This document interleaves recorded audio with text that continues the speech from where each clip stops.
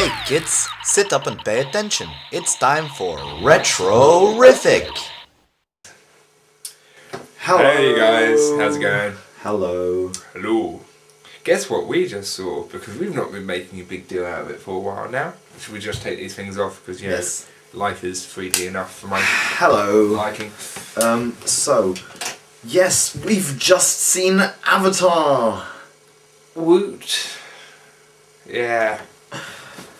I can tell you right now, I'm very happy. I'm dealing with it. At the end of the day, I don't know why, but I was expecting a lot more from the story.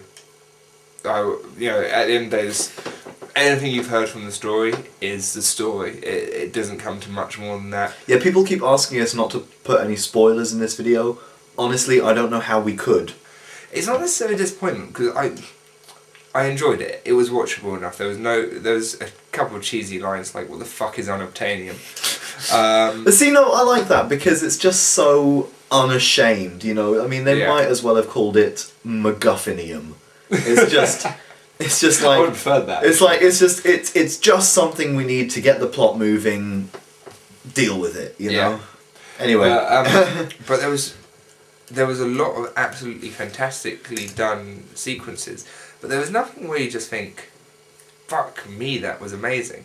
It all kind of drifts into one kind of just big, like, that looked really good. Yeah, it washes over you. You just kind of sink into it and then emerge 3 hours later. For me, this film, right, before we went to see it, I had already planned out in my head all of these criticisms that I was going to give to the film, right? But you know what? Watching this film, all of that melted away for me. The film just went past all of my cynicism and directly accessed the 13-year-old boy in the back of my mind, and he thoroughly enjoyed this film. It is a very fun film. So much fun. It is a very fun film. So much fun, especially the final battle. I heard a lot about it, and it's just fantastic. Yeah. So good. The funny thing is, I think the best way to describe it is Return of the King meets Return of the Jedi. Yeah.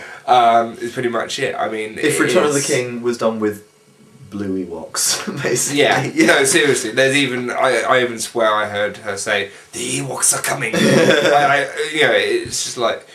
But I like it because, as I said before to you, it's not like one of those big battle scenes where you just sit there thinking, God, when's it going to end?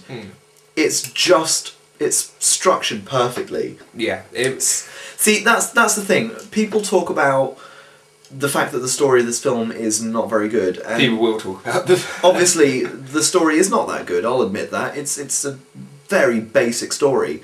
But it's paced very well. It's paced so well. James Cameron is a master filmmaker. There is no doubt about that. To be fair, there are nails it. There are a couple places where this film could have really tripped up, and to be honest, I was waiting for. There's a couple moments you're literally standing on the fucking cliff edge, just going, "Oh fuck, they fucked it. They've actually fucked it up."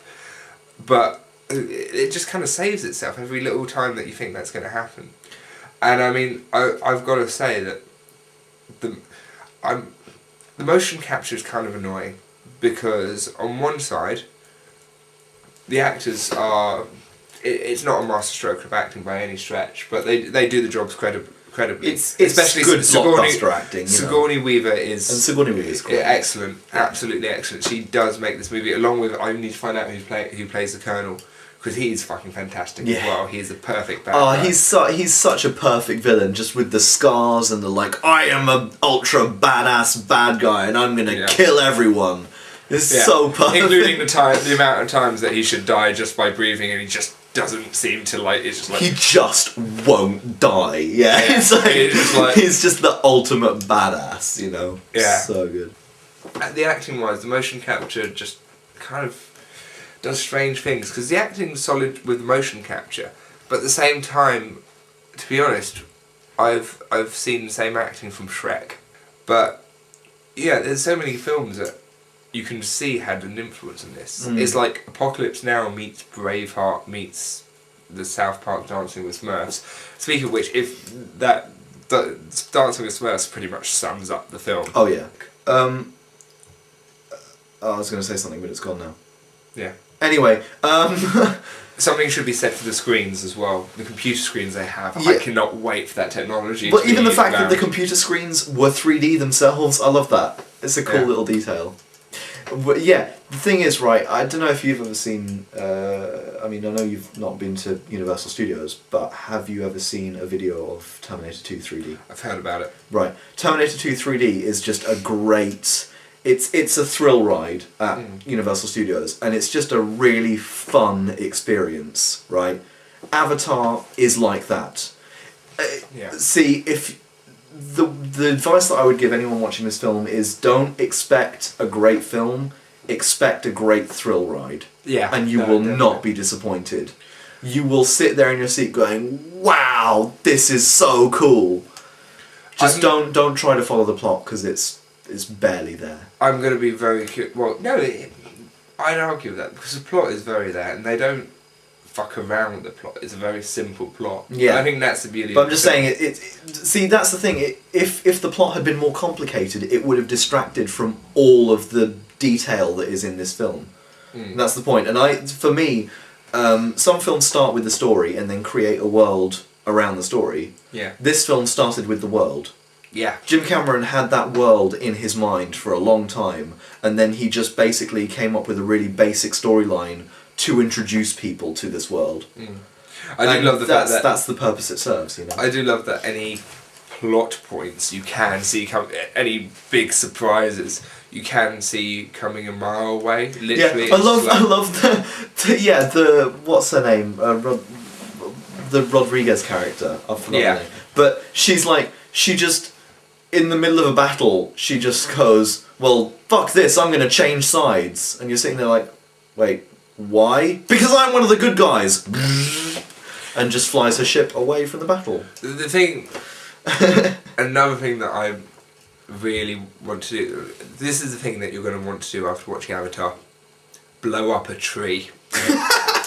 You're really going to want to blow up a fucking tree. I'm not even kidding. I think you were rooting for the wrong team in that film. No, but... it's a tragedy. There's some vague emotional... whatever. There's some emotional bullshit. Yeah, but I really want to blow up a tree because if it looks that fucking awesome, seriously. Should we wrap this up? Are we getting near the end? I think we've. This is the thing that I find really disappointing about it is there is nothing big to say. That's the letdown in this film. At the same time, the fact that it is exactly what everyone was expecting. Visually, it's set so high, such high standards that you can deal with it, and yet, just emotionally, I really got intrigued when some people said there was an emotional core to the story. There's really not. No. It's there's a couple of times where you see, all right, but you don't get involved with the characters. You just go, oh, I want to see what that does. Yeah. I want to see what that does, and. There's even the characters do that with the surroundings, which I love. Pandora is a playground, and I do hope we get to visit it again. What I would like is if maybe it's not Jim Cameron maybe if Jim Cameron just produces. For me, my one complaint about this film is the way that the Na'vi themselves look. There is a hell of a lot of bestiality in this film. I'll warn you about that. But no, seriously, when you watch it you understand what I mean, but think about it is bestiality. Anyway, sorry, but just like the Enterprise in the new Star Trek film, here we go again. The design annoyed me, but it didn't really affect my enjoyment of the film at all, so I'm willing to look past that. Apart from that, I enjoyed the film. I was glued to the screen. I was really excited. During the battle scene, I actually started, bouncing around in my chair and getting excited. And after we came out of the cinema, I literally jumped up and down several times. Yeah. And James will corroborate this. Yeah. So anyway, Avatar, go see it. Because you will enjoy it. Just manage your expectations to what you were expecting. What? I enjoyed it. No, but most people will expect... That is exactly what most people will be expecting. Bye-bye. Anyway, yeah. Join us happy. next... Yeah, he's very happy. I'm so happy. He came in his pants on the train home. A little bit. I thought it about something funky. What? Yes? Join us next time on Retrorific. That's I stole your line! Oh. I stole your line, fool! Poo. Ha! Join us next time on Retrorific when we will be doing our year in review. Yeah. 2000. That'll be along sometime. Yeah, Probably in January. Yeah, we're both very busy over the coming weeks, so we'll pop along next time we have some free time. Just go over what was great in 2009, and there's a lot to go over and a lot to consider. Oh yeah. Where will Avatar rank? You'll decide. Well, No, we will decide. Yeah. Fuck and you you. can just live with it. Bye. Peace.